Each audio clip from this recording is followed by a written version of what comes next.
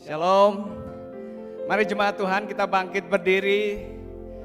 Kita berikan kemuliaan dan sorak-sorai terlebih dulu kepada Tuhan dan Raja kita. Haleluya, terima kasih Tuhan, terima kasih Tuhan. Mari kita berdoa. Pertolongan pada kita dalam ibadah minggu yang kudus ini adalah datang daripada Tuhan yang telah menciptakan langit, bumi dan segala isinya. Dia setia memelihara ciptaannya dan tidak pernah meninggalkan perbuatan tangannya dari selama-lamanya sampai selama-lamanya. Bapa dalam surga, kami mengucap syukur untuk kemurahan-Mu, untuk kebaikan-Mu Tuhan. Engkau membawa kami sampai sejauh ini Tuhan, ke tempat ini masih bisa beribadah Tuhan, masih bisa memuji menyembah Engkau. Kami mengucap syukur untuk kebaikan-Mu Tuhan. Dan pada pagi hari ini Tuhan, kami membawa hati kami ke hadirat-Mu Tuhan, ke hadapan Engkau Tuhan, untuk naikkan pujian penyembahan. Terlebih Tuhan mendengarkan isi hati Tuhan buat kami Tuhan. Mari sampaikan Tuhan sesuatu yang kuat Tuhan, sesuatu yang mengubahkan, sesuatu yang manis, sesuatu yang menyemangati kami kembali Tuhan, yang lelah dikuatkan Tuhan. Mari Bapa, kami percaya Tuhan, kami menghadap hadirat-Mu, menikmati kemurahan-Mu, kebaikan-Mu Tuhan. Terima kasih Tuhan. Di dalam nama Tuhan Yesus kami mau mulai ibadah kami. Yang cinta Tuhan Yesus katakan sama-sama. Amin. Berikan sekali lagi kemuliaan dan hormat bagi Tuhan dan Allah kita. Haleluya. Semua tepuk tangan seperti ini, come on.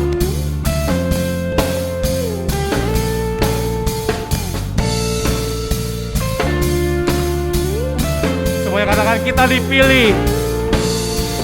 Kita dipilih dan dikuduskan untuk memberitakan perbuatannya. Mon. Sekarang saatnya bangkit nyatakan Yesuslah Raja pemenang. Untuk selamanya yang berkuasa telah diberikan bagi kita kerajaan yang tak akan tergoncangkan sampai selamanya. Kegelora dalam kita, kekal mulia nama-Mu Yesus Tuhan. Amin.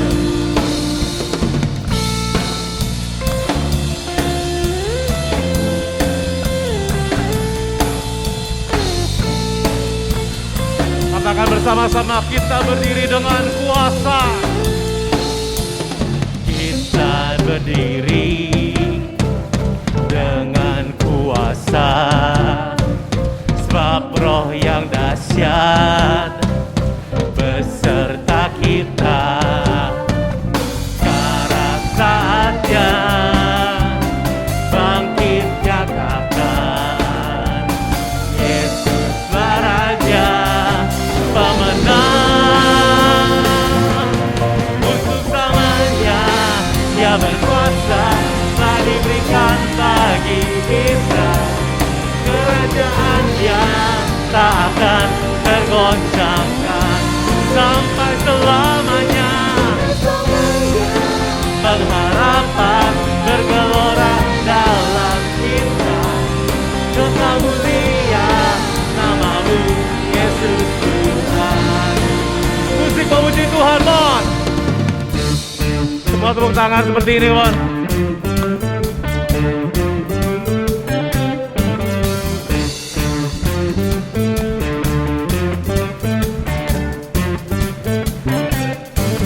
Pam pam pararam, pam pam pararam, pam pam pararam, param param, pam pam pararam, pam pam pararam, pam pam pararam.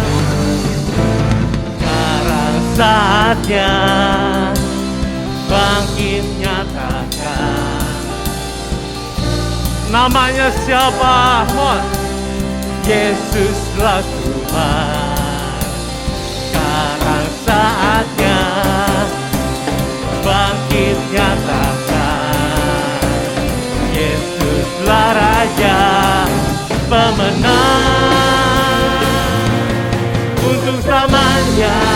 Dia berkuasa memberikan bagi kita kerajaan-Nya tak akan tergoncangkan.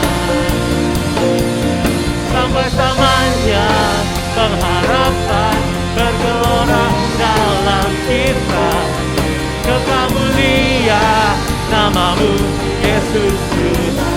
Untuk selamanya, untuk selamanya Dia berkuasa telah diberikan bagi kita kerajaan-Nya tak akan tergoncangkan. Katakan sampai selamanya pengharapan bergelora dalam kita.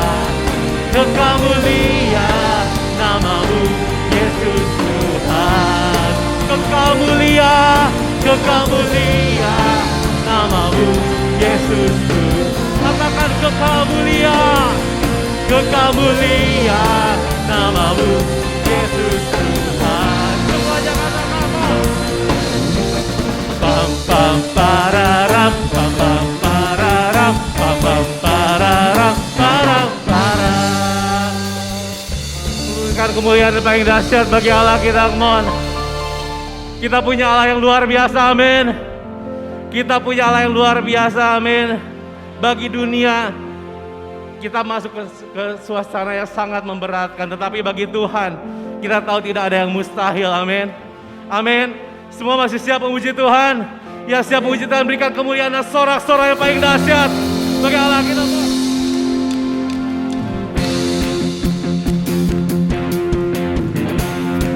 Semua ikut saya, semua. Through you I can do anything, I can do all things, for this you give me strength. Nothing is impossible. Through you blind eyes are open, strongholds are broken. I am living by faith. Nothing is impossible.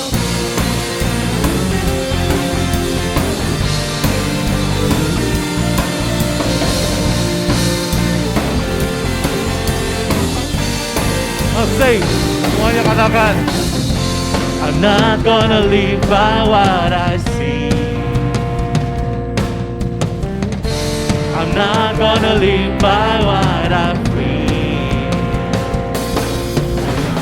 Deep down I know that you're here with me.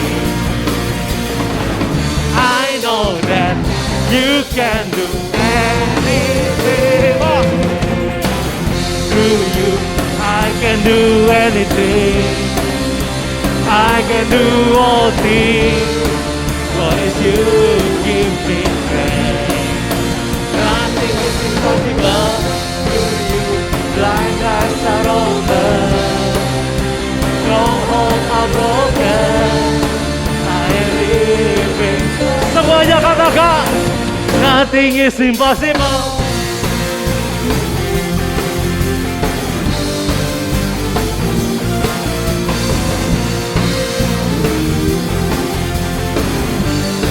With one voice, one say, I'm not gonna live by what I see, I'm not gonna live by what I feel. Deep down I know that you're here with me. I know that you can do everything. Through you I can do anything, I can do all things, for this you give me strength. Nothing is impossible. Through you blind eyes are open, strongholds are broken. I am living by faith. Nothing is impossible. Through you I can do anything, I can do all things. Give me strength. Nothing is impossible. Through you blind eyes are open, strongholds are broken. I am living by faith. Nothing is impossible. Mon. Semangat tepuk tangan seperti ini, come on.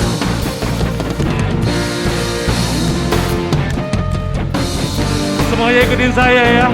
Katakan, mon. I believe, I believe. I believe, I believe in you. I believe, I believe. I believe, I believe in you. I believe, I believe. I believe, I believe in you. I believe, I believe. I believe, I believe in you. Through you, I can do anything. I can do all things. For this you give me strength. Nothing is impossible. Through you, blind eyes are open. Strongholds are broken. I am living by faith. Nothing is impossible. Through you, I can do it. I can do all things. For this you give me strength. Nothing is impossible. Through you, blind eyes are open. Strongholds are broken. I am living by faith. Nothing is impossible. I believe, I believe. I believe, I believe in you. I believe, I believe. Amen. I believe in you.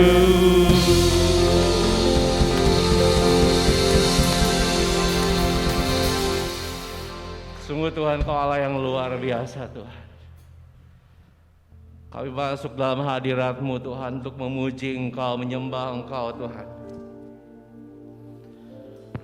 Karena kami tahu Tuhan, di dalam hadirat-Mu Tuhan, kami menemukan jawaban Tuhan. Di dalam hadirat-Mu kami menemukan kedamaian Tuhan. Dunia boleh mengatakan Tuhan kami masuk ke saat-saat yang sulit.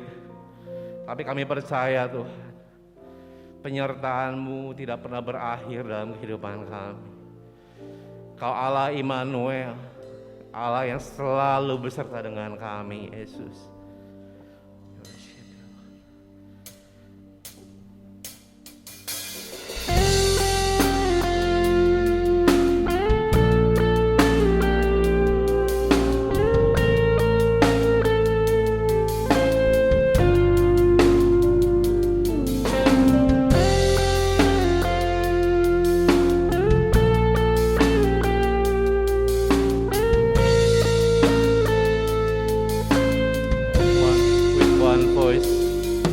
Bapakku datang dan berserah, ku nyatakan Kau yang berkuasa dalam gelap. Kau setia, Kau cahaya hidupku. Mari semua yang katakan dengan segenap hati kita. Kau kuatkan aku bertahan, Kau harapan dalam kesesakan. Kau buktikan kesetiaan-Mu Tuhan, Engkau Allah Immanuel. Kita memberikan kemuliaan paling dahsyat bagi Allah kita di tempat ini, Bang.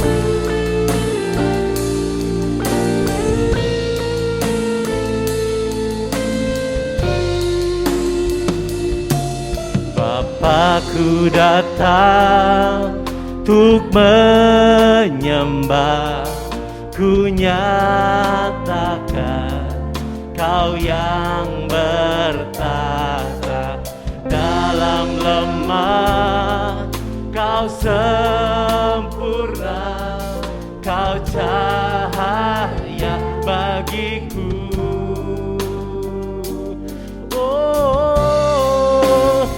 Kau kuatkan aku bertahan, Kau harapan dalam kesesakan.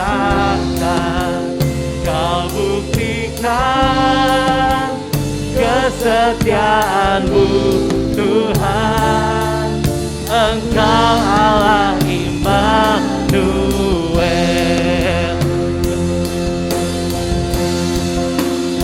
Kau kuatkan aku bertahan, Kau harapan dalam kesesakan. Kau buktikan kesetiaan-Mu Tuhan, Engkau Allah Immanuel. Semuanya. Immanuel, Immanuel, Engkau besertaku. Immanuel, Immanuel, Engkau Allah besertaku. Immanuel, Immanuel, Immanuel, Immanuel, Engkau besertaku. Immanuel, Immanuel, Immanuel,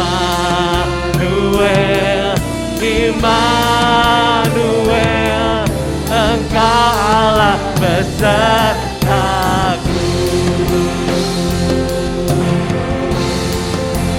Kau kuatkan aku bertahan, Kau harapan dalam kesesakan. Kau buktikan kesetiaan-Mu Tuhan, Engkau Allah Immanuel.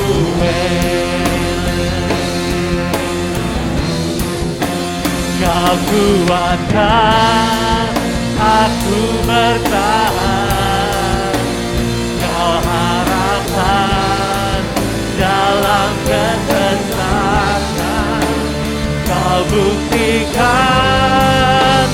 kesetiaan-Mu Tuhan, Engkau Allah Immanuel. Engkau Allah Immanuel.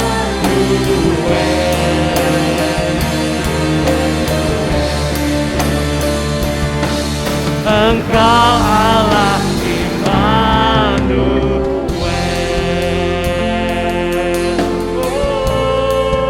Oh, Yesus, oh Yesus, Kau Allah yang kami sembah, Kau Allah yang kami tinggikan Tuhan.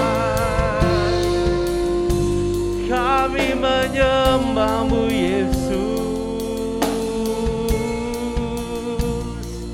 kami menyembah-Mu Yesus, kami menyembah-Mu Yesus.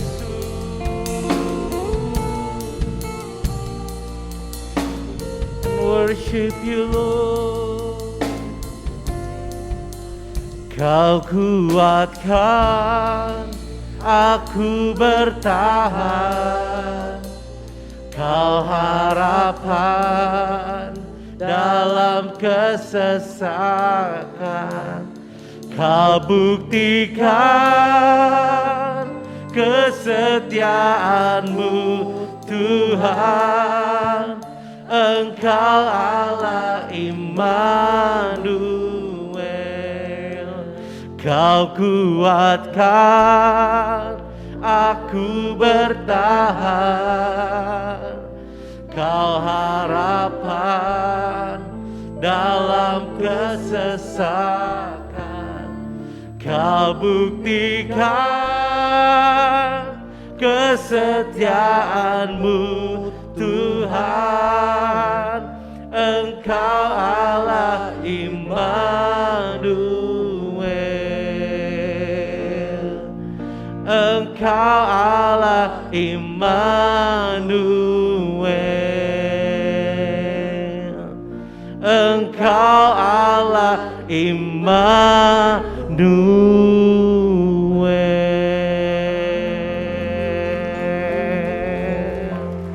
Kau Allah yang berserta dengan kami Tuhan. Kau Allah yang selalu ada untuk kami Yesus. Berjalan bersama-Mu Tuhan, membuat jalan kehidupan kami aman Yesus. Kami tahu Engkau Allah yang bisa kami andalkan, Engkau Allah yang bisa kami jadikan harapan Tuhan. Kami mengucap syukur untuk pagi hari ini Tuhan, Engkau hadir dan Engkau bersuka cita bersama dengan kami semua. Di dalam nama Tuhan Yesus dan semua yang percaya, sama-sama kita katakan amin. Silakan duduk Bapak Ibu sekalian. Kami mempersilahkan untuk Bapak Ibu sekalian untuk meregistrasikan kehadiran Bapak Ibu sekalian melalui link yang telah dibagikan di grup jemaat agar bisa mencatatkan kursi di mana Bapak Ibu sekalian duduk. Waktu dan tempat saya persilahkan. Selamat hari Minggu, Tuhan Yesus memberkati.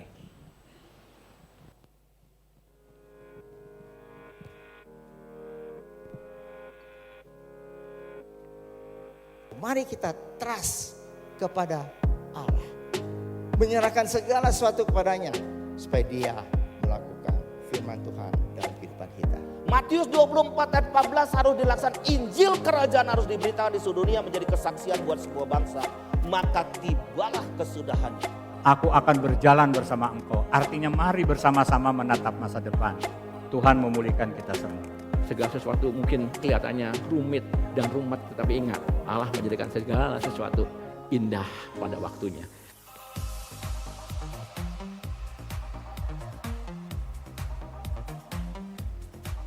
Lalu kasih itu mengalir dalam kehidupan kita.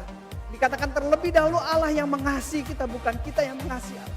Terlebih dahulu Allah yang mengasihi kita. Allah yang mengalirkan kasihnya terlebih dahulu kepada kita. Lalu dikatakan barang siapa jika dia mengasihi Allah, maka dia harus mengasihi saudaranya. Tahu firman, tetapi jatuh lagi. Tapi dengan kondisi kita yang jatuh bangun berusaha setia pada Tuhan. Tuhan menerima kita apa adanya. Ketika kita memiliki iman kepada Tuhan, ketika kita sungguh-sungguh hidup di dalam Tuhan, maka sukacita itu akan tumbuh dalam kehidupan kita. Sukacita itu akan menetap dalam hati kita, dalam hidup kita. Sehingga meskipun hal-hal yang buruk terjadi dalam kehidupan kita, kita tetap bisa bersukacita. Di dalam salib itu, Kristus menyelamatkan kita, menebus kita, tapi juga Kristus mentransformasi kehidupan kita. Kristus mengubah kehidupan kita.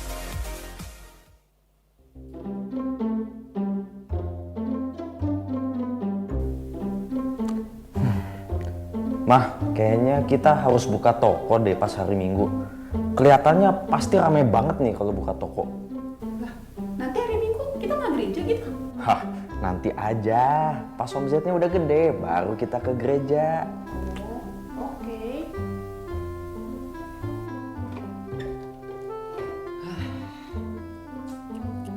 Pak, besok jangan lupa ke gereja ya. Tapi omsetnya teh masih belum nyampe target. Udahlah, nanti aja lah. Pusing mikirin omset, nanti aja. Widih, Mas, ini Mas. Halo Pak. Nih, sini. Lihat nih, tuh. Keuntungan selama 2 minggu nih. Buka toko tiap hari, gede banget kan? Oh, puji Tuhan Pak, keuntungan udah lebih dari target ya. Berarti besok kita bisa gereja dong. Sayang sih, soalnya gimana ya, kalau 1 hari tutup berarti bisa-bisa omsetnya turun, padahal minggu rame. Pak, kalau tiap minggu gini terus, kayaknya papanya mulai serakah deh. Ya gimana ya, bukannya serakah sih, kan papa ini kepala keluarga loh. Papa ini harus ngebiayain sekeluarga. Papa menanggung kalian semua. Ya papa harus kerja terus.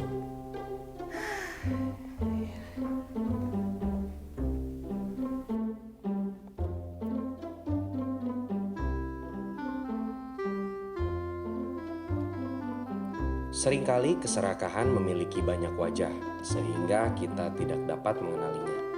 Biblical Night akan membantu kita mengenali apa itu keserakahan dan mengapa keserakahan disebut sebagai dosa. Jangan lewatkan Kamis 15 September pukul 7 malam via Zoom Gereja Rehoboth. Tuhan memberkati. Amin. Shalom. Shalom. Selamat siang saudara, pagi menuju siang, tanggal 15 September jangan lupa ya saudara ikut Biblical Night. Ini masih Zoom kan ya? Ya sip, kita masih ketemu di Zoom sebagian. Saya seharusnya bawakan firman tanggal 7 Agustus yang lalu gitu ya. Tapi tanggal 28 Agustus tiba-tiba saya demam saudara, saya sudah mulai curiga ini, wah demamnya kok aneh gitu ya. Terus saya kontak teman-teman, tolong, makanya Bu Evelyn yang mau gantikan gitu ya. Menurut Peduli Lindungi hanya 10 hari saja gitu, jadi 28 harusnya tanggal 7 itu pas-pasan sembuh, tapi terlalu beresiko saudara. Jadi saya ternyata dicek COVID, betul saudara. Jadi saya harus absen dulu, tanggal 7 itu digantikan dulu dan sekarang puji Tuhan sudah sembuh. Terima kasih untuk doa-doanya saudara yang membantu, ada juga yang mengirimkan beberapa suplemen, terima kasih. Beberapa teman katakan, wah enak dong bisa di rumah ya nonton TV dan lain sebagainya. Gak bisa saudara, menggigil, saudara. Saya menggigil 2 hari. 2 hari saya menggigil, kemudian hari ketiga saya mulai batuk-batuk, menggigil hilang. Tapi 2 hari saya batuk-batuk, saudara, batuk-batuk terus. Lalu hari ke-5, batuk-batuk hilang, tapi nggak bisa nelen. Jadi saya digilir dari menggigil, batuk-batuk, lalu nggak bisa nelen.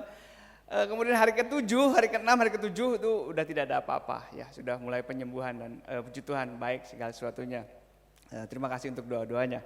Nah hari ini kita akan belajar sesuatu yang baru di bulan September. Bulan September adalah bulan untuk membahas tentang keluarga. Kita belajar value, belajar nilai-nilai, belajar moralitas apa yang akan kita dapatkan dari keluarga. Nah, kita akan melihat bagaimana keluarga di awal-awal firman Tuhan dituliskan. Jadi hari ini kita akan belajar dari Adam dan Hawa, kemudian minggu depan kita akan belajar dari Kain, minggu depannya lagi kita belajar dari Nuh, dan terakhir nanti akhir bulan ditutup dari Abraham dan Lot. Kita akan belajar dari keluarga yang masih janin, saudara, masih pertama kali, dan kita akan melacak bagaimana Tuhan inginkan dalam sebuah keluarga, nilai-nilai apa yang dapat kita temukan dalam sebuah keluarga.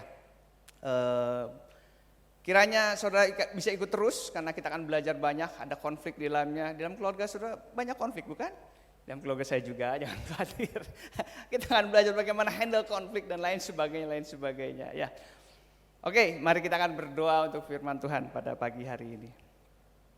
Kiranya kasih kemurahan-Mu saja Tuhan, kebaikan-Mu saja yang sampai kepada kami Tuhan, isi hati-Mu Tuhan. Kami mau belajar Tuhan, belajar dari firman-Mu. Mari nyatakan Tuhan isi hati-Mu, biar setiap pribadi dalam ruangan ini juga yang melihatnya melalui YouTube nanti Tuhan bisa mendapatkan banyak berkat, bisa mendapatkan menangkap apa nilai-nilai yang terbaik yang Allah siapkan bagi kami Tuhan. Kami mau belajar sungguh Tuhan, kami mau merendahkan hati kami lembutkan hati kami Tuhan. Mari silahkan Tuhan, Engkau yang berbicara, bukan kuat kuasa manusia, bukan kekuatan hamba-Mu yang tidak ada apa, yang lemah ini Tuhan, tetapi Engkau sendiri Allah yang kuat, yang sampai berbicara bagi setiap pribadi dalam ruangan ini Tuhan. Terpuji nama-Mu Tuhan, di dalam nama Tuhan Yesus kami siap mendengarkan firman Tuhan. Amin, amin. Saudara, kita akan buka di dalam Kejadian yang kedua ayat 18 sampai 20. Kejadian yang kedua ayat 18 sampai 20. Kejadian 2 ayat 18 sampai 20. Kejadian setelah Maleaki? Tentu bukan ya. Mari kita bangkit berdiri, sudah temukan saudara? Kita akan bangkit berdiri, kita akan bacakan bersama-sama Kejadian 2 ayat 18 sampai 20 dengan suara yang keras. Kita akan menghormati firman Tuhan, kita akan baca dalam Kejadian yang kedua ayat yang ke-18 sampai ke-22, 3. Tuhan Allah berfirman, tidak baik kalau manusia itu seorang diri saja. Aku akan menjadikan penolong baginya yang sepadan dengan dia. Lalu Tuhan Allah membentuk dari tanah segala binatang hutan dan segala burung di udara. Dibawanyalah semuanya kepada manusia itu untuk melihat bagaimana ia menamainya. Dan seperti nama yang diberikan manusia itu kepada tiap-tiap makhluk hidup, demikianlah nanti nama makhluk itu. Manusia itu memberi nama kepada segala ternak, kepada burung-burung di udara, dan kepada segala binatang hutan. Tetapi baginya sendiri ia tidak menjumpai penolong yang sepadan dengan dia. Amin. Silakan duduk, saudara. Sebelum kita akan mengupas kejadian 2 ayat 18 sampai 20 tadi, saya cerita sedikit tentang bagaimana kita melihat kitab Kejadian. Saudara, kitab Kejadian ini dituliskan oleh Musa. Para teolog mengatakan bahwa Musa lah yang menuliskan. Jadi Musa itu jauh setelah kitab Kejadian ini ya. Musa menuliskan ketika dalam keluaran bangsa itu, bangsa Israel keluar dari Mesir. Jadi Musa menuliskan ini adalah untuk bangsanya pada waktu itu. Jadi kitab ini dituliskan adalah untuk orang-orang Mesir yang barusan keluar, orang-orang Israel yang barusan keluar dari Mesir. Orang Israel ada dalam perbudakan Mesir selama 430 tahun. Saudara bayangkan 430 tahun. Konon katanya Indonesia itu dijajah 350 tahun. Kita aja tidak tahu apa yang terjadi 350 tahun yang lalu. Benar, ada berapa generasi? Kalau 100 tahun ada 2 sampai 3 generasi, maka 430 tahun itu antara 8 mungkin 9 sampai 13, 14 generasi, saudara. Saya aja tidak tahu siapakah papa engkong saya. Saya tidak tahu gitu ya, saya tahu engkong saya. Konon kabarnya engkong saya pelarian dari Cina. Saya tidak tahu kenapa dia lari. Apakah dia senang lari? Atau kalau dia memang dikejar-kejar kepolisian Cina gitu sampai lari ke Indonesia? Saya tidak tahu gitu ya. Nenek saya katakan, engkong kamu tuh nakal. Oh, udah engkong masih nakal gitu ya. Nah, saya tidak tahu sejarah saya. Saya tidak tahu sejarah saya. Nah, bayangkan orang Israel yang baru keluar dari Mesir selama 430 tahun, mereka tidak tahu sejarahnya. Dan yang mereka tahu adalah barusan saja mereka adalah sebagai orang budak di Mesir. Dari papahnya, kakeknya lagi, itu belum 13 saudara ya, baru 4-5 saja, 5 generasi. Dikatakan bahwa semuanya adalah budak. Jadi ketika bangsa Israel masuk ke Mesir melalui Yusuf, pada waktu itu mereka baik sekali, lalu muncul dikatakan firman Tuhan, katakan ada satu raja yang baru yang tidak kenal Yusuf. Lalu membuat sebuah politik yang baru lagi. Mereka membuat bangsa Israel menjadi slave, menjadi budak. Dan budak tidak ada gunanya, dan budak itu bekerja, setiap hari bangun tidur dia bekerja. Tidak ada, nanti kita kemana ya, kita ke mall, terus nanti kita main-main di Padang. Tidak ada, bangun tidur ya bekerja sampai larut malam juga bekerja. Makannya mungkin ditaker sehari 2 kali, 3 kali, saya tidak tahu. Tetapi itu budak. Dan saudara bisa bayangkan jika saudara sekarang berusia 50 tahun, 60 tahun, 40 tahun, 30 tahun, 20 tahun mungkin ada yang berusia 20 tahun aja. Dan dari lahir engkau begitu anak-anak, engkau harus belajar untuk ngangkut barang dan bekerja untuk orang Mesir. Sampai sekarang, 50 tahun, saya mengalami banyak sekali kejadian dalam hidup saya. Sekolah, kuliah, temenan, main, ke Jakarta, kemana gitu ya. Dan melakukan, tapi mereka tidak, mereka jadi bangsa budak. Seperti itu. Jadi apa yang dalam pikiran mereka? Budak. Dan apa yang menjadi sangat merusak pada waktu itu adalah bahwa konsep mereka tentang segala sesuatu menjadi rusak. Lalu Allah menuliskan kitab Kejadian ini. Dia menuliskan melalui Musa. Musa perbaiki konsep pola pikir mereka bahwa tidak seperti itu. Jadi kitab Kejadian ini dituliskan untuk mereka yang baru keluar dari Mesir, bangsa Israel, dan mereka menganggap bahwa Tuhannya adalah Tuhan seperti dewa. Mereka tidak mengenal Allah Yahweh itu. Mereka hanya mengenal dewa-dewa, ada banyak dewa-dewa. Dan dewa-dewa adalah dewa-dewa yang teritorial. Yang, dewanya dewa apa nih? Dewa kambing, berarti dia berkuasa atas kambing. Dia tidak berkuasa atas bebek. Dewanya dewa apa? Dewa air, berarti dia berkuasa atas air, dia tidak berkuasa atas api. Dewanya dewa apa? Dewa angin. Dia berkuasa atas angin, tetapi dia nggak berkuasa atas air dan darat dan lain sebagainya. Dewanya sangat teritorial sekali. Yang termasuk di dalamnya adalah dewa-dewa yang nempel di kepala orang Mesir. Itu sebabnya kenapa ketika ada di Gunung Sinai, lalu Musa naik ke Gunung Sinai dan Harun menunggu nggak turun-turun ini Musa. Yang ada dalam pikiran mereka adalah, mari kita buat anak lembu emas. Dari mana pikiran anak lembu emas? Kenapa nggak kancil? Bikin saya gitu ya. Kenapa nggak penyu? Kenapa anak lembu?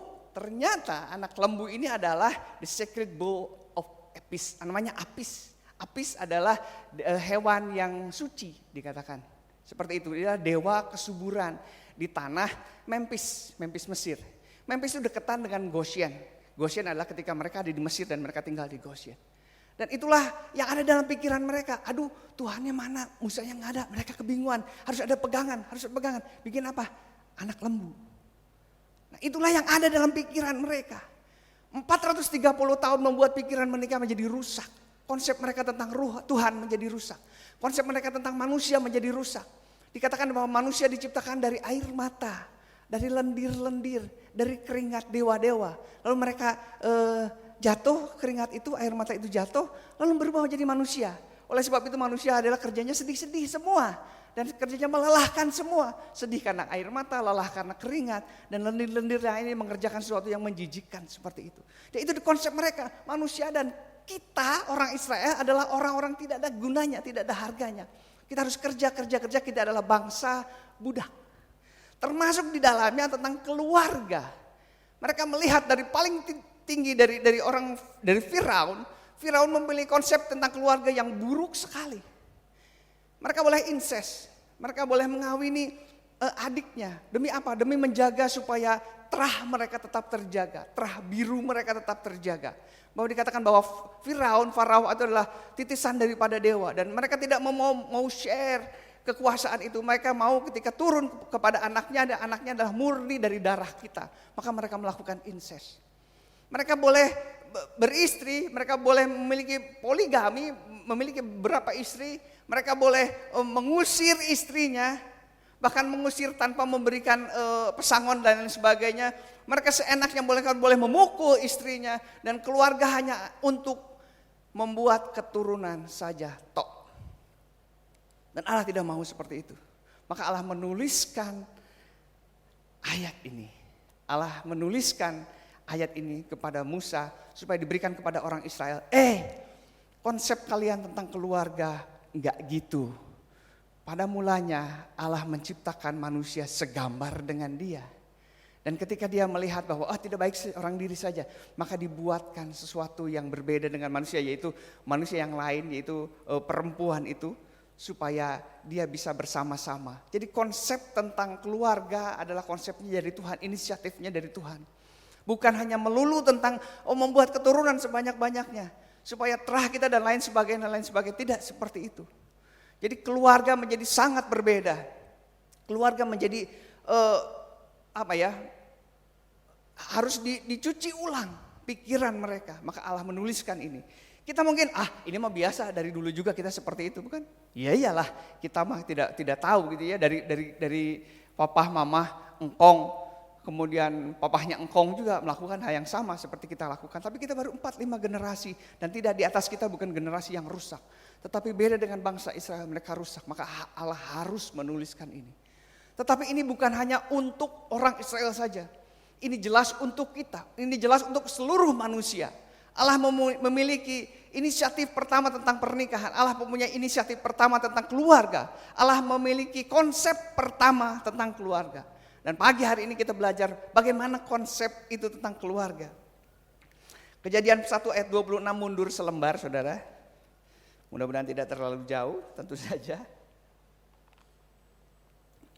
Kejadian 1 ayat 26 katakan, berfirmanlah Allah, baiklah kita menjadikan manusia menurut gambar dan rupa kita, supaya mereka berkuasa atas ikan di laut dan burung di udara, dan atas ternak, atas seluruh bumi, dan segala binatang melata yang merayap di bumi. Saya tekankan yang A-nya ya, bagian kalimat pertamanya, berfirman Allah, baiklah kita menjadikan manusia menurut gambar dan rupa kita. Gambar dan rupa kita. Mungkin dari kecil kita tahu bahwa Allah membuat seperti serupa dengan gambar dan rupa Dia. Tetapi tidak ada dalam pikiran kita, kita diciptakan dari air mata dewa. Tidak ada, bukan? Atau kita muncul dari timun, itu kita bukan timun mas. Kita bukan timun mas. Kita dibuat segambar dan serupa dengan Tuhan. Nah, jika kita melihat diri kita harus melihat Tuhan. Jika kita menghargai diri kita, seharusnya kita melihat bagaimana Tuhan. Jika kita memperlakukan orang lain, harusnya kita melihat Tuhan. Konsep itu yang pertama.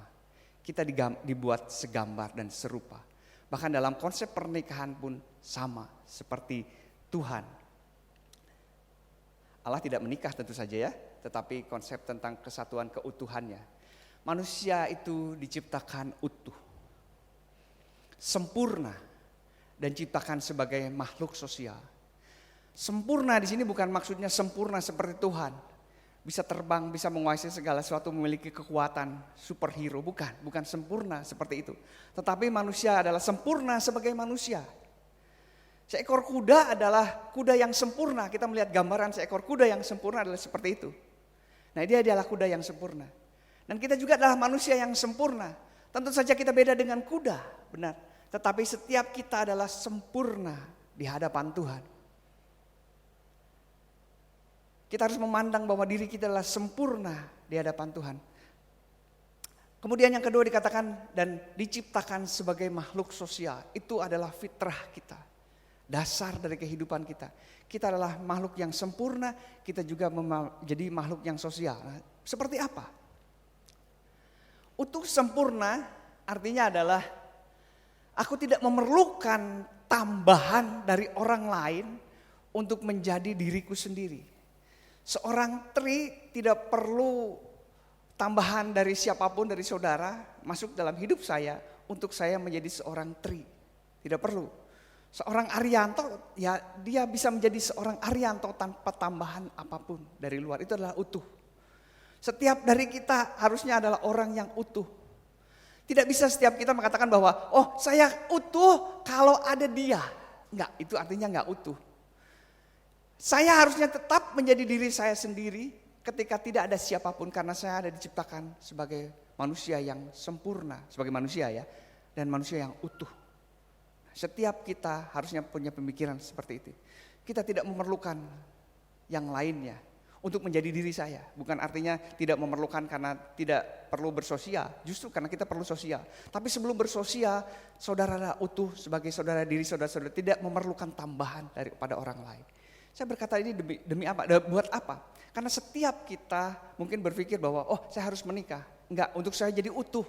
Saya perlu pasangan untuk menjadi utuh. Tidak seperti itu. Kita bisa menjadi diri kita. Allah sudah mencukup dalam kehidupan kita. Ya, setiap kita tidak memerlukan bagian. Lalu bagaimana dengan hubungan dengan suami dan yang lainnya? Ya kita adalah makhluk sosial. Makhluk sosial adalah makhluk yang perlu memberikan kasih kepada orang lain. Tetapi dia juga perlu untuk bisa menerima kasih daripada orang lain. Setiap kita tidak bisa hanya memberi saja, tidak mau menerima. Enggak, setiap kita juga tidak bisa menerima saja dan tidak perlu memberi. Enggak. Kita perlu dua-duanya, benar? Mungkin saudara adalah orang yang pelit, saya tahu itu. Mungkin dan saudara katakan, saya malas ngasih ke orang lain. Kalau dikasih hayu saya mah. Tetapi jauh di lubuk hati saudara pasti ada kerinduan. Saya juga pengen ngasih sama orang lain. Sebisa saya apapun, benar. Saya yakin, saya percaya tidak ada satupun dari saudara yang tidak pernah ngasih. Saya yakin, tidak mungkin. Karena memang natur kita adalah manusia sosial. Manusia yang harus berhubungan dengan orang lain. Dan berhubungan itu memerlukan memberikan sesuatu. Tetapi kita juga adalah manusia yang senang dikasih sesuatu, bukan? Senang tadi saja ada yang nganterin saya suplemen supaya kuat dari COVID gitu ya. Saya juga senang dapat seperti itu. Tapi suatu saat ketika ada yang sakit juga saya juga pengen ngasih kepada yang lain. Enggak bisa semua. Jadi setelah ini jangan ditunggu-tunggu mana ini Kotriko enggak ngasih juga ke saya gitu ya. Mungkin dari yang lain, karena saya ngasih kepada yang lain, bukan kepada saudara. Tetapi natur dari hidup kita adalah manusia yang bersosial, yang bisa dua-duanya memberikan kasih dan juga mendapatkan kasih. Ada catatan di bawahnya itu kecil, saudara. Coba ditayangkan sedikit. Nah, dan tidak hanya dalam bentuk pernikahan, saudara. Ada note kecil, dan tidak hanya dalam bentuk pernikahan. Karena manusia bisa tidak menikah, tetap utuh. Aduh, kemarin saya harusnya mau bawa sebuah gelas, saudara. Ya, anggap ini sebuah gelas lah. Sebuah gelas porcelain gitu ya. Gelas ini tanpa diisi air pun dia tetap gelas namanya. Dia memang gelas kalau ada pegangannya seperti itu ya, dan dia memang utuh walaupun dia tidak digunakan sebagai alat untuk minum, tetapi dia bisa dipakai untuk alat untuk minum, bisa. Ketika nggak kepake, apakah dia tetap gelas? Dia tetap gelas. Nah itu utuh secara saya menuliskan demikian. Secara aktual itu manusia utuh. Tetapi secara potensi manusia sebagai makhluk yang bisa mengasihi dan dikasihi oleh orang lain. Secara gelas tadi adalah utuh. Walaupun dia tidak dipakai untuk minum, dia tetap gelas. Tetapi dia bisa, secara potensi dia bisa untuk memberikan kasih itu kepada orang lain. Dan kasih itu juga tidak hanya dalam bentuk pernikahan saja. Saya tidak tahu, tetapi saya pengen ngomong seperti ini. Mungkin di antara kita juga mungkin ada beberapa yang tidak perlu menikah, seperti itu. Itu bukan suatu hal yang aib, hal yang aneh gitu ya. Bahkan manusia modern, manusia di belahan barat sana udah jutaan orang yang tidak menikah. Walaupun dengan tujuan yang berbeda dengan kita. Kita punya tujuan ketika kita tidak menikah. Ketika Allah memberikan sesuatu yang berbeda dalam rencana kehidupan kita, mungkin kita juga tidak perlu menikah. Lalu sebagai manusia sosialnya kita tidak terpenuhi dong. Bisa, kan kita bisa mengasihi orang lain. Ada mengasihi keluarga, ayah kita, adik kita, keluarga di rumah, ada teman-teman kita. Kita bisa saling mengasihi, kita tetap memberikan kasih itu, kita mendapatkan kasih itu. Tidak hanya dalam bentuk pernikahan. Ya, jadi buat teman-teman yang belum menikah, saya kira tinggal sedikit ya, dua orang yang belum menikah. Ada banyak juga di antara kita yang belum menikah.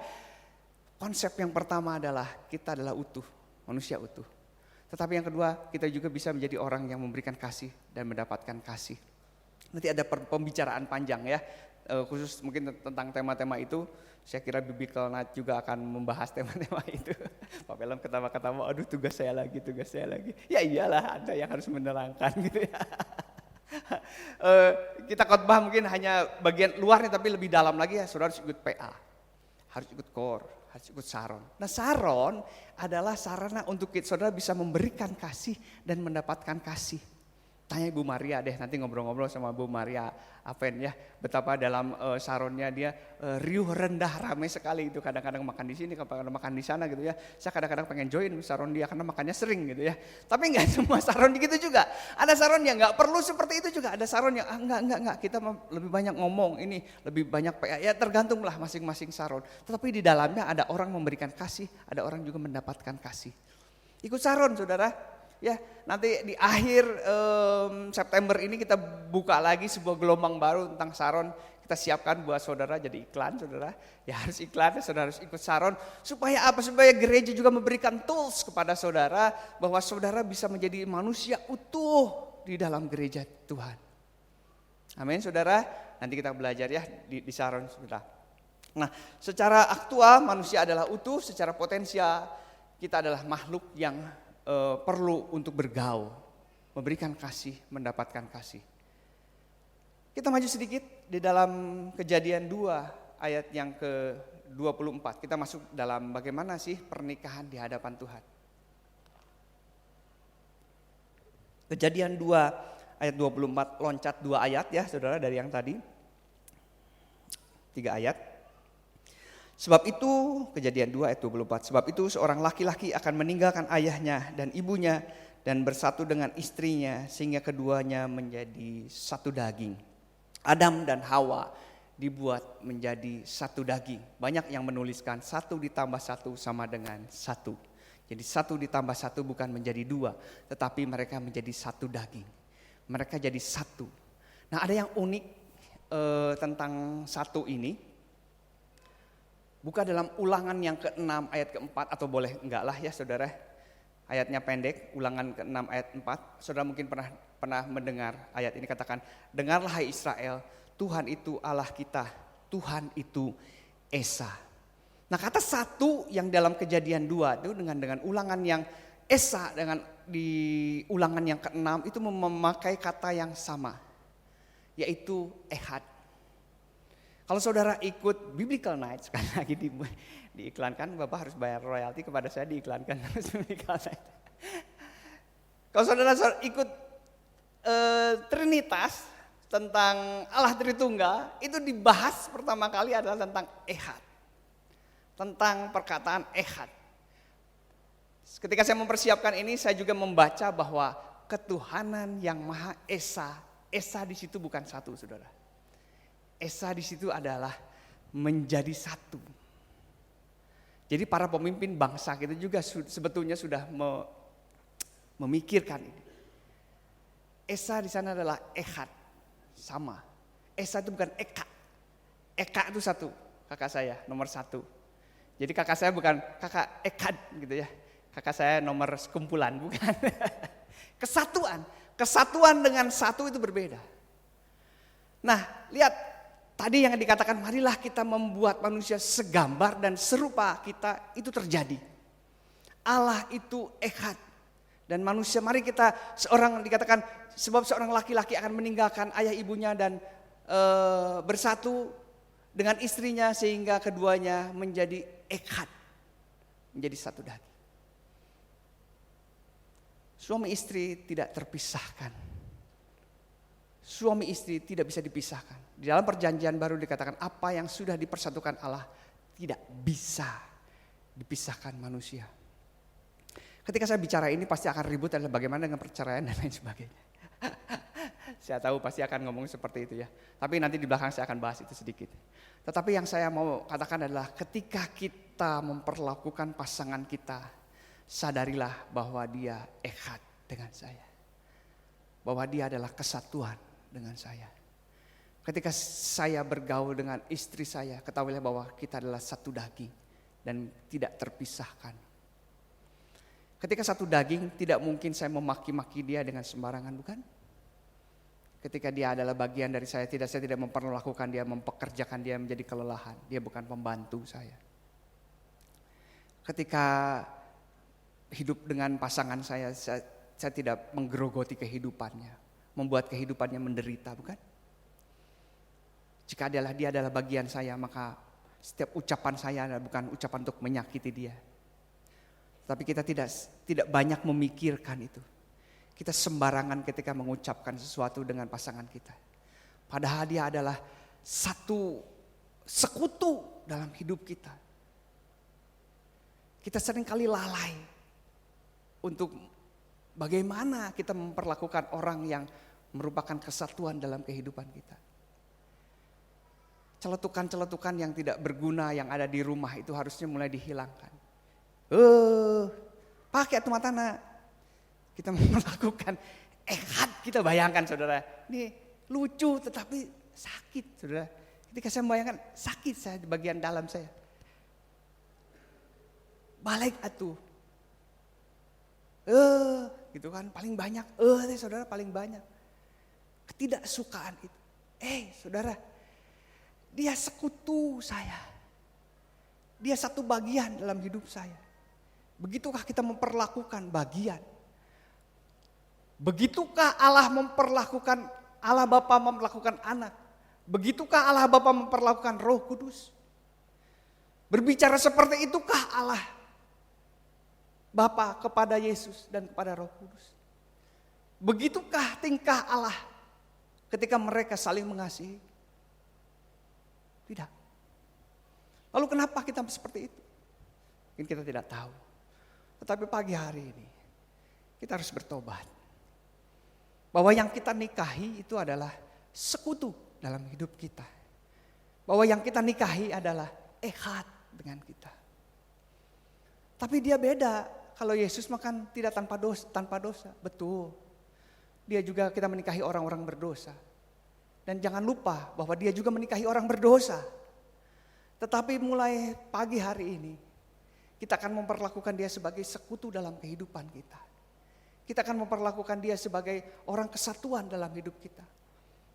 Echad tidak bisa terpisahkan Allah dan seperti Allah Tritunggal.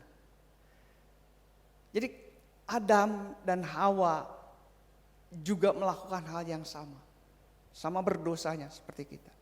Ketika dosa itu terjadi, apa yang Adam katakan? Manusia yang kau tempatkan denganku Tuhan. Dosa itu langsung merebak. Ya. Langsung menang dewek. Langsung ingin egonya yang dipuaskan. Langsung ingin itu saja yang memuaskan kehidupannya. Kita tidak lagi peduli dengan orang yang sebenarnya Allah ciptakan untuk di-create bersama dengan kehidupan kita. Untuk menjadi bagian dalam kehidupan kita.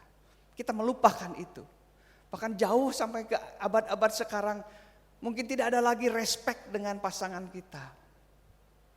Nah pagi hari ini saya mengundang, mari kalau kita belajar nilai-nilai keluarga yang pertama. Mari kita melihat apa ide pertama Tuhan tentang keluarga. Allah menginginkan manusia tidak terpisahkan. Allah menginginkan manusia seperti dirinya sendiri. Yaitu Echad, Esa. Kita itu Esa. Buat teman-teman yang belum menikah, pikirkan ulang kembali. Tuh teman-teman di atas tuh, kebanyakan yang belum menikah, ya, anak-anak youth semuanya. Bahwa ketika nanti suatu saat ketika menikah, maka itulah satu-satunya sampai seumur hidup kita, sampai mati. Walaupun pasangan kita bukan pasangan yang kekal, nanti di sorga nanti kekal pasangannya itu, nanti di sorga tidak ada kawin dan mengawinkan saudara. Tetapi pasangan kita seumur hidup, selama seumur hidup hanya dia.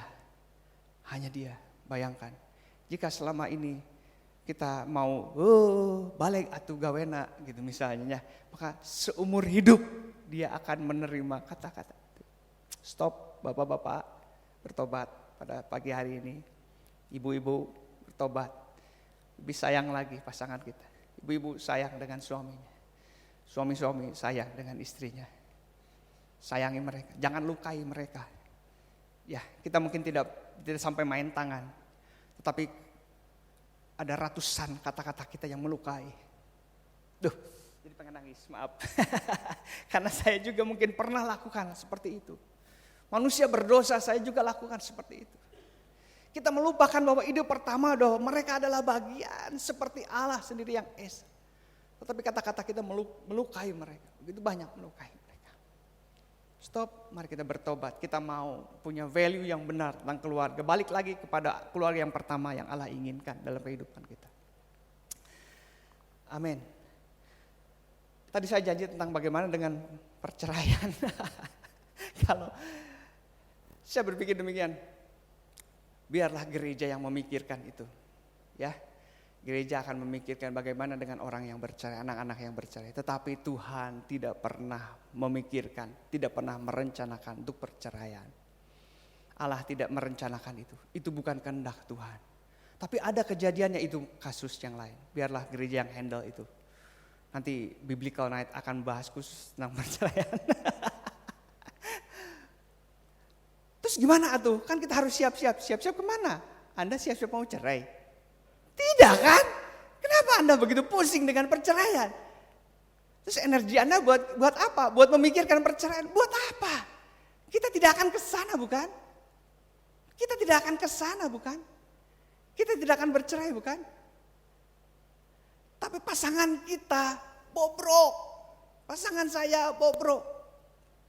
Pasangan bobrok berarti harus diajar. Benar? Diajar supaya nggak jadi bobrok. Maka itu perjuangan saudara dan gereja Tuhan. Tapi pasangan saya selingkuh. Dia harus diajar supaya berhenti dan bertobat daripada itu. Benar? Bukan diceraikan. Karena apa yang disatukan oleh Tuhan tidak bisa dipisahkan oleh manusia. Ada banyak sekali konflik di dalamnya, perdebatan di dalamnya tentang bagaimana dengan kata-kata Yesus bahwa kecuali dia berzina. Tetapi berzina di sana adalah porneia, itu adalah orang yang melakukan percabulan, bukan perzinahan. Beda ya, percabulan adalah untuk mereka yang belum menikah melakukan hubungan seks di luar nikah. Itu adalah percabulan, porneia. Tetapi perzinahan adalah melakukan hubungan seks di luar pernikahan. Artinya salah satunya sudah bernikah, salah satu sudah menikah dia berzina. Nah, kata-kata yang di dalam firman Tuhan di dalam Matius 19 itu dikatakan bahwa kecuali karena perzinahan, bukan perzinahan sebetulnya, tetapi porneia adalah percabulan. Di dalam adat orang Israel dikatakan bahwa ada orang-orang yang sudah bertunangan, itu dianggap sebagai sebuah pernikahan juga. Dan bila dalam pertunangan itu diketahui salah satu melakukan percabulan, maka dia diceraikan. Tetapi tidak ketika sudah dalam pernikahan. Nangkap perbedaannya? Jadi kata-kata Yesus bukan perzinahan seharusnya. Porneia adalah percabulan. Jadi tidak ada konsep dalam Tuhan seperti itu. Masa Yesus melanggar apa yang Allah Bapa dulu pernah tuliskan? Tidak mungkin. Tidak mungkin. Memang tidak ada. Saya mengusulkan bagaimana energi kita diberikan untuk membangun keluarga kita. Bagaimana kalau energi kita dibangun untuk mempersiapkan kata-kata kita tidak lagi menyakitkan pasangan kita. Tindakan kita tidak melukai pasangan kita. Bagaimana kalau energi kita gunakan untuk itu saja. Dibangun keluarganya, dihangatkan kembali kasihnya. Dieratkan lagi, yang sudah dingin dipanaskan lagi. Daripada kita ngurusin tentang perceraian.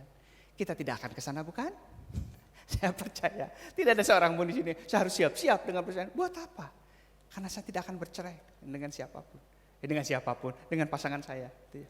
Kok dengan siapapun? Saudara,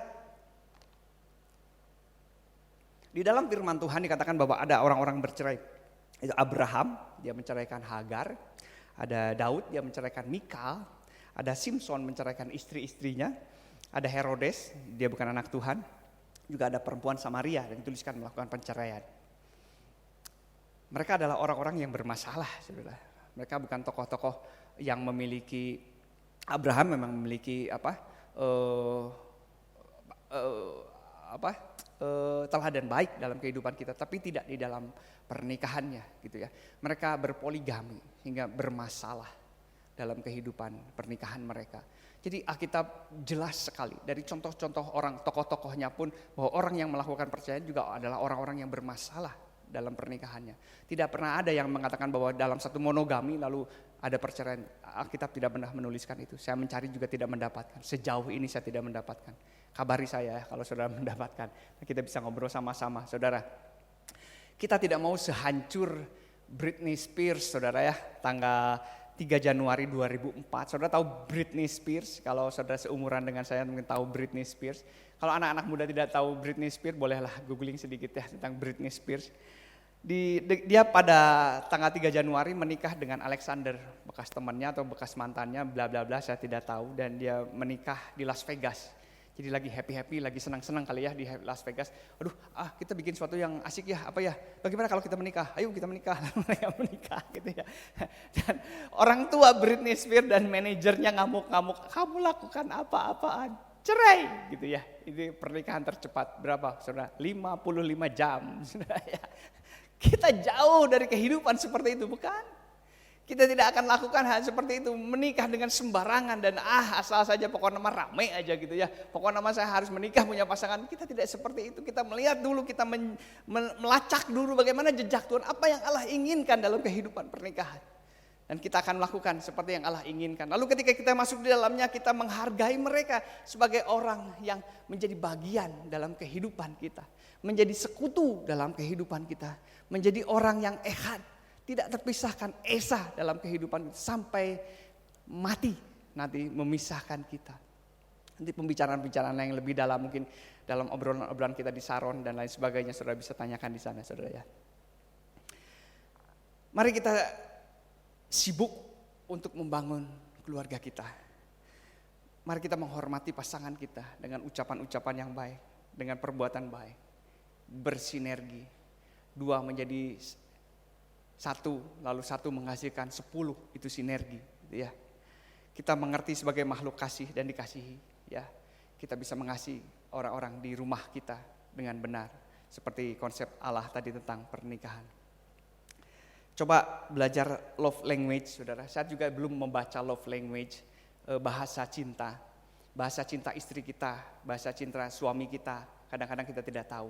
Yang dia mungkin suka disentuh, mungkin dia suka ngobrol, mungkin dari ucapan, mungkin dari hadiah, mungkin dari apa. Setiap orang berbeda. Coba, saya juga belum belajar, tetapi kurang lebih tahulah. Istri saya senang ditemenin, saudara, kemana-mana ditemenin. Dan sukanya ingin jalan-jalan ditemenin. Coba betapa menyusahkannya dia gitu ya. Jangan bilang-bilang ke istri saya, oh direkam di YouTube ya, waduh.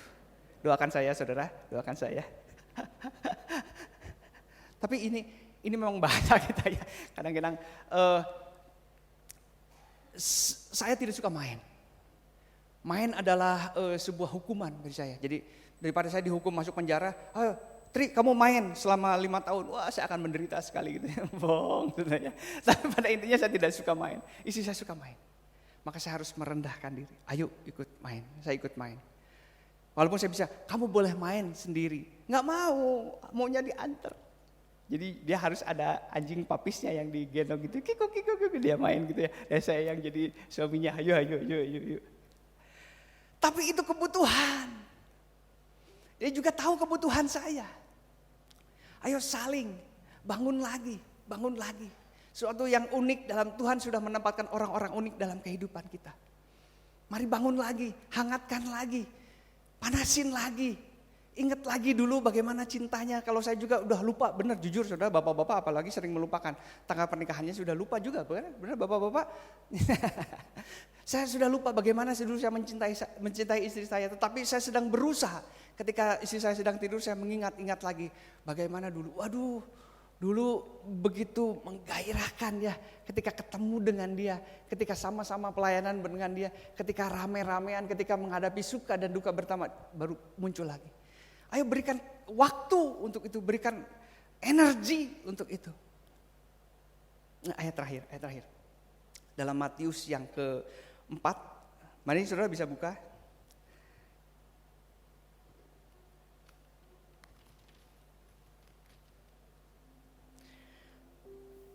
Minggu yang lalu saya bawakan ini di Benih Kasih tentang pencobaan di padang gurun.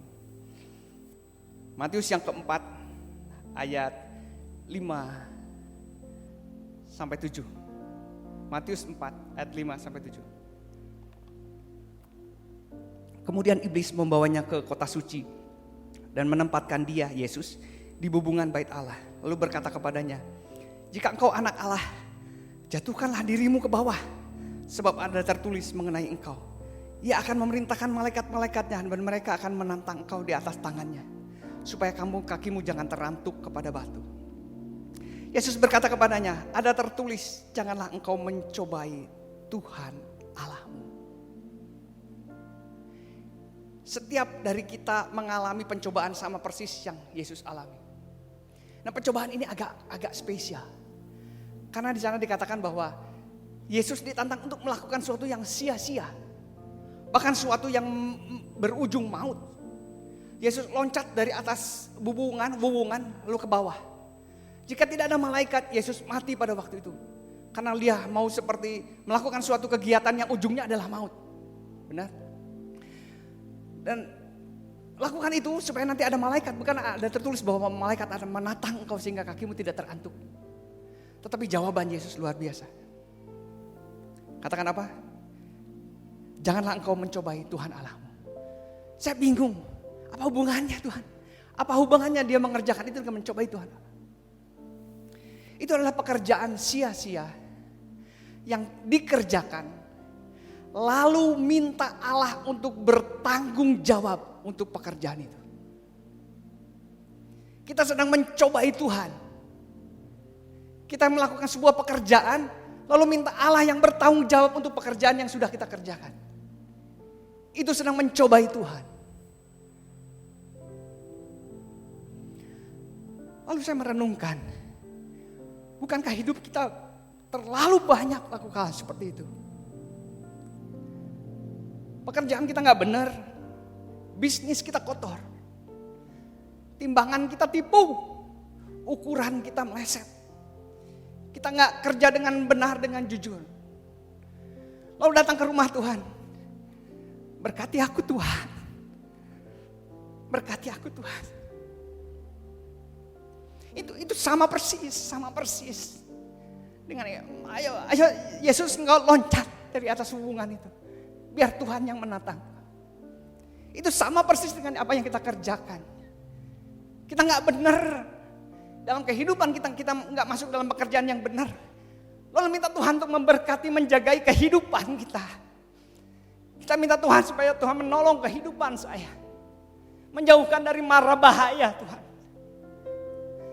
Bukankah itu kurang ajar? Manusia jenis apa seperti itu? Kita nggak mau lakukan seperti itu. Kita tidak mau mencobai Tuhan. Mari berhenti sekarang. Kita tidak pernah respect dengan pasangan kita. Kita tidak pernah baik dengan ucapan kita. Kita merendahkan dia. Kita membuat dia bekerja seperti pembantu. Kita terus mengambil untung dari kehidupan dia. Lalu kita berdoa kepada Tuhan. Engkau berkati keluarga kami Tuhan. Engkau berkati keluarga kami. Kita tidak pernah sayang kepada dia. Tidak pernah mengusahakan untuk tetap ada dalam kemesraan di dalamnya. Lalu kita minta Tuhan supaya memberkati keluarga kita. Kita sedang mencobai Tuhan. Kita sedang mencobai Tuhan. Mari pada pagi hari ini balik lagi. Allah menginginkan kita punya value yang benar tentang keluarga. Value yang benar tentang pasangan. Value yang benar dengan kehidupan kita. Dan kita mau balik lagi, Tuhan. Aku harus selesai dengan kehidupanku yang sia-sia. Dan balik lagi menjadi orang yang benar di hadapan Tuhan. Dengan keluargaku, dengan pasanganku, dengan anak-anakku, dengan mertuaku, dengan ayah ibuku. Mari hargai mereka. Menjadi sekutu kita. Menjadi ehad, orang yang satu dengan kita. Orang esa dalam kehidupan kita sampai kita mati. Mari kita berdoa.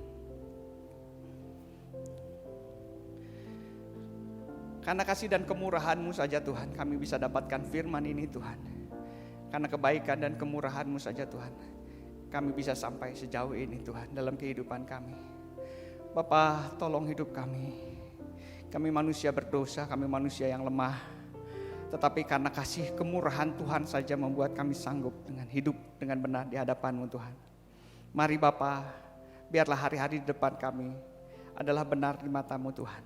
Kami mencintai pasangan kami dengan seutuhnya, dengan benar Tuhan. Kami bertobat dari jalan-jalan kami yang jahat Tuhan.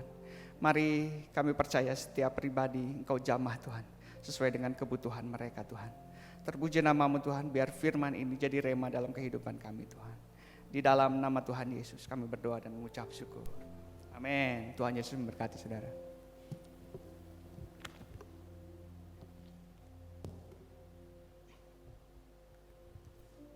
Ya, puji Tuhan, saudara, kita sudah mendengar firman Tuhan tentang keluarga. Memang bulan ini adalah firman Tuhan semuanya berkisar tentang keluarga.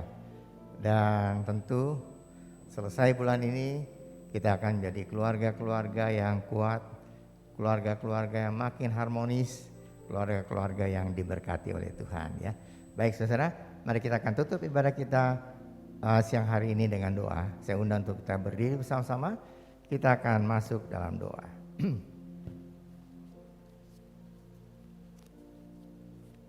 Mari kita berdoa. Bapa kami dalam surga, terima kasih Tuhan untuk berkat Tuhan bagi kami semua. Kami ucap syukur Kau sudah memimpin seluruh ibadah kami dari awal hingga selesai dengan berkat Tuhan. Kami sudah memuji Tuhan, menyembah Tuhan. Kami sudah mendengar firman Tuhan tentang keluarga. Mari Tuhan, supaya kami semua boleh bukan hanya mendengar, tapi kami mau lakukan itu dalam hidup kami. Sehingga kami boleh menjadi keluarga-keluarga yang sungguh-sungguh memuliakan Tuhan. Keluarga-keluarga yang menjadi berkat dimanapun kami berada. Dan di dalamnya nama Tuhan dibesarkan dan dimuliakan. Terima kasih Bapa. Kami tak berdoa Tuhan untuk pemerintah kami yang terus mengatasi keadaan pandemi ini. Dan juga tekanan ekonomi yang terjadi. Tuhan, Kau sediakan tolong supaya hal-hal ini dapat kami liwati dengan pertolongan Tuhan saja. Terima kasih Bapa untuk berkat Tuhan. Kalau sebentar kami akan pulang berpisah satu dengan yang lain, Engkau antar kami semua sampai ke rumah kami masing-masing. Kami akan memberikan persembahan dan mengembalikan perpuluhan yang Tuhan punya. Ajar pada kami untuk memberikan yang terbaik, karena Tuhan sudah memberikan yang terbaik bagi kami adalah hidup yang kekal di dalam Tuhan. Terima kasih Bapa. Kami akan masuk dalam minggu yang baru. Kami percaya kami tidak berjalan sendiri, tapi Engkau menyertai kami semua dan memberkati kami semua. Dan minggu depan kami mulai datang beribadah untuk mengucap syukur atas pertolongan dan berkat Tuhan dalam kehidupan kami semua. Percaya Tuhan, Kau sudah mendengar doa kami dan ucapan syukur kami ini. Kami naikkan dalam nama Tuhan Yesus Kristus yang menjadi juru selamat kami yang hidup. Saudara yang dikasihi oleh Tuhan, angkatlah tangan saudara untuk menerima berkat Allah. Arahkan hati saudara kepada Tuhan dan hadirat-Nya. Maka berkat Allah memenuhi hidup saudara. Berkat Allah memenuhi keluarga saudara. Berkat Allah memenuhi kesehatan saudara. Berkat Allah memenuhi pekerjaan saudara. Dan jadilah berkat dimanapun saudara berada. Dan saudara, terimalah berkat dari Allah Bapa, kasih karunia dan damai sejahtera dari Tuhan Yesus Kristus dan persekutuan Allah Roh Kudus menyertai saudara sekalian mulai hari ini sehingga Maranatha, Tuhan Yesus datang kembali. Amin. Bapa, terima kasih. Bapa, terima kasih. Bapa di dalam surga, ku berterima kasih.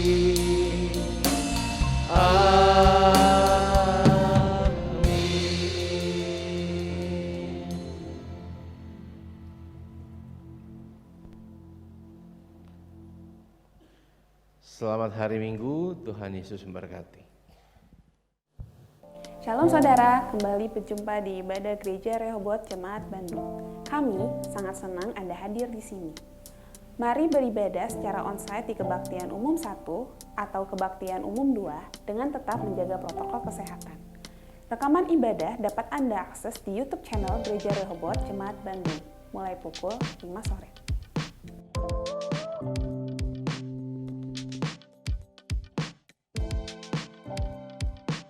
Sepanjang bulan September, kita akan dibekali firman Tuhan seputar kehidupan keluarga. Hadirilah ibadah setiap minggunya. Catat beberapa info penting mengenai kegiatan di Gereja Rehoboth sebagai berikut.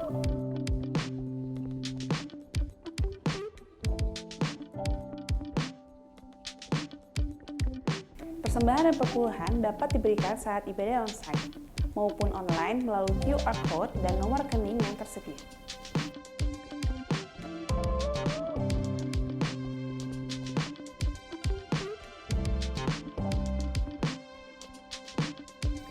Keluarga Allah datang kepada Tuhan dengan hati penuh syukur dan tumbuh di dalam gerejanya. Tuhan Yesus memberkati.